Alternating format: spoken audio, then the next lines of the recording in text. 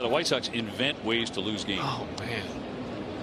The trip to Chicago could be coming at the perfect time. Ball went into left field, and the White Sox are going to walk it off in the ninth. I hope you're proud of yourselves. The Yankees turn around from their miserable loss on Friday to a nice win. Sid from Toy Story goes deep. They score 8 runs and double up the Giants. Shohei Ohtani hit a walk-off home run on his bobblehead day. How about Ellie De La Cruz hitting a grand slam on his bobblehead day? The scriptwriters are cooking so far. Pirates lose again. They may actually need Timu Andrew McCutchen to start helping out. Cleveland is 5-0 at home to begin the season. They whoop the Royals again. Although the end was made way too interesting by Emmanuel Clase in the 9th, it is fascinating to see how much this man has struggled since last year's postseason. This is a guy who allowed 5 earned runs in 74 innings last year in the regular season. 5 runs in 74 innings.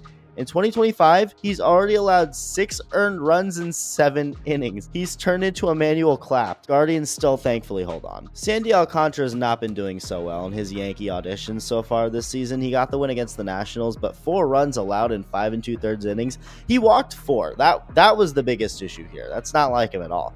But the offense picked him up. Matt Mervis, aka Miami's Barry Bonds, goes deep. Eric Wagaman drove in a run. You learn about new people existing in this world every day when it comes to Marlins games. The media never wants to discuss bird-on-bird crime, but I will. Blue Jays jumped up early 3-0. Anthony Santander, someone who'd been an Oriole for 8 years, still had yet to hit a home run with his new team, the Blue Jays, and finally does in his first game back at Baltimore. Guess that's what was needed to break the seal. Orioles worked some magic to take the lead, though, and this all led to Felix Bautista getting his first save in 590 days. He got hurt near the end of 2023, missed all of last year because of Tommy John, but he's officially back. Tigers look real good. Twins look real horrible. Spencer Torkelson is taking inspiration from damn Miguel Cabrera to start the year. I mean, we'll see if he keeps this up, but it's good to see him finally raking the way he was expected to when he first came up 3 years ago. Everyone has their own path. It took him a minute, and I hope he stays hot. Tigers pitching too. They shut it down in Minnesota. You want to know how bad things are for the Twins right now? They're getting out even when they're safe. Colt Keith never touched second for what should have been a force out. Jose Miranda didn't realize that. He thinks he's already out.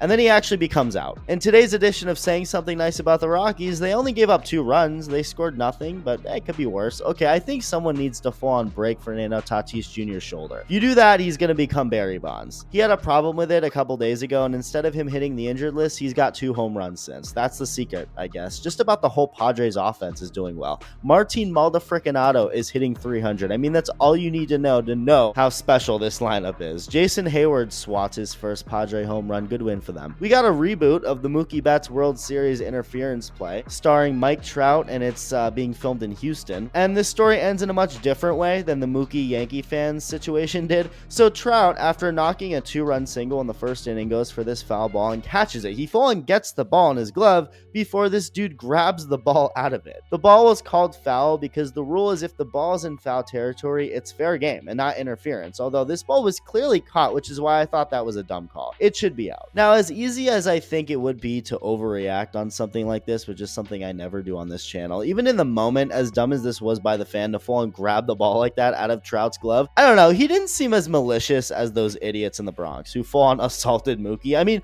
one of those guys grabbed Mookie's wrist. They were full on trying to rip his glove off. That was unhinged. To me, this was just a dad blacking out in the moment and doing something stupid for a baseball. You can see he felt like an idiot right away. He immediately tried to put the ball back in Trout's glove. Like, he felt bad. And it looked like at first the dad and his son were going to get ejected from the game, but they were just relocated in the stadium apparently, which is good. And then what happened after the game is what it's all about. Trout met with the dad and his son after the game, gave them his bat, signed the baseball from that play, and basically he just told the dad, hey, look, the way you reacted, I can tell you meant no harm, and it ain't what you guys getting kicked out. Watch. Great. It's still quite impressive, sir. It was the way you reacted, that's what it's all about. Yeah. I didn't want, and I saw you guys get kicked out. I'm like, I know you guys got moving, but yeah, no problem. I got you. Yeah. Is that the ball right here? Yeah, that's the ball. Oh yeah. I saw. Can we start? Glad it did not impact the game. No. I actually found out a rule.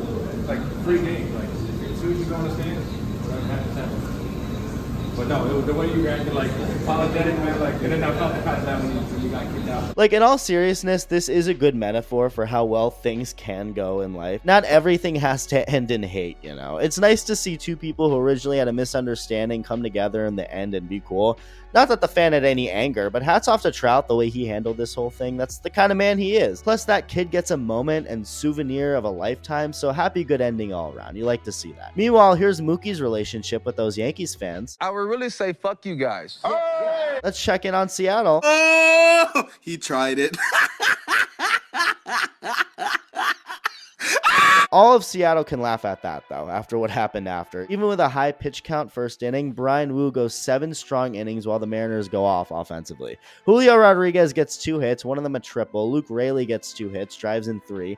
Cal Raleigh goes deep. Rowdy Tellez almost hits the hashtag funny fat guy triple of the game. You're on the verge of greatness. We were this close. Jackson Churio hit this baseball to Scottsdale. The D-bags were 2 outs away from being shut out 2 games in a row by the Brewers. It's 4-0, nobody on base, already an out. Then they got to work and started doing what the D-bags should be doing. Walk, triple, walk, double, walk, single, sac, fly, ball game. 5-run ninth for the Snakes. Brewers knew how to pitch for 52 straight outs, then completely forgot. Tough. Let's check it on the Dodgers-Cubs score. Cubs go off in LA, trying to make up for starting 0-3 against the Dodgers. Almost everyone in the lineup gets at least 1 hit. Carson Kelly hits 2 home runs. 16 runs are put on the board. This game got so out of hand, we had Miguel Rojas doing the right-handed version of Clayton Kershaw, only to not honor Kershaw at all by giving up 5 more runs. Although that actually could be a funny sign that's meant to show Kershaw could only ever have been a lefty. There's no alternate or right-handed version of him that can exist. I said this in the Discord server. Y'all should join, by the way, to connect with other baseball fans. It'll be in the pinned comment below. But this game is just another one of the endless things that makes baseball so great and the perfect metaphor for life. This video is just full of metaphors. Even a team that's looked at as the most powerful ever gets embarrassed at times. So if you're struggling out there, whoever you are, just remember that. I think that's a good message to end this video on. Like and subscribe if you enjoyed this video, and thank you for watching.